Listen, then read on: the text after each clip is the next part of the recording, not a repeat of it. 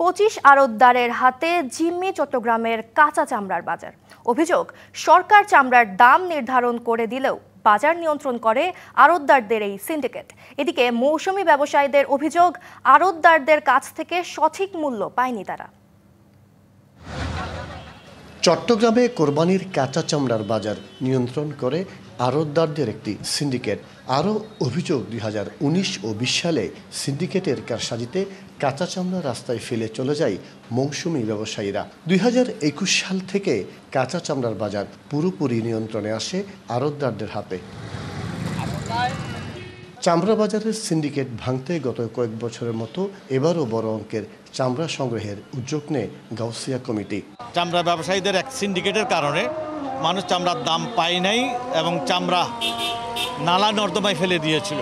সেই সময়ে গাউসিয়া কমিটি আমাদের ঝাঁক কর্মীদেরকে আমরা মাঠে নামাই দিয়েছিলাম। এখনও সেই উৎসাহ নিয়ে কাজ করে যাচ্ছে, আর মানুষের একটা আস্থা আছে গাউসিয়া কমিটির উপর। যদিও মৌসুমী ব্যবসায়ীদের কম দামে চামড়া বিক্রি করতে বাধ্য করার অভিযোগ আড়তদারদের বিরুদ্ধে। কালার এক্সপার্ট, জর্জ স্যাপ এবং মাইল্ড অন হ্যান্ডস টেকনোলজি সমৃদ্ধ অরিক্স ক্রিস্টাল ওয়াশ। আপনার একটা বাজার আসছি 300 টাকা বলছে, এখন এসে সবাই বলতেছে 200 টাকার উপর কে নিচ্ছে না।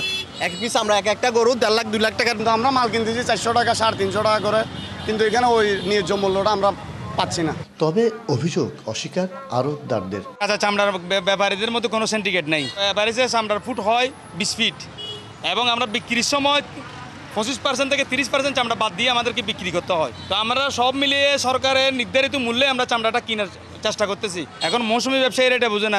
স্থানীয়দের অভিযোগ, গাউসিয়া কমিটির উদ্যোগে বড় পরিসরে চামড়া সংগ্রহ করা হলেও বাজার নিয়ন্ত্রণ রয়েছে সিন্ডিকেটের হাতে। মাসুদুল হক, ডিবিসি নিউজ, চট্টগ্রাম।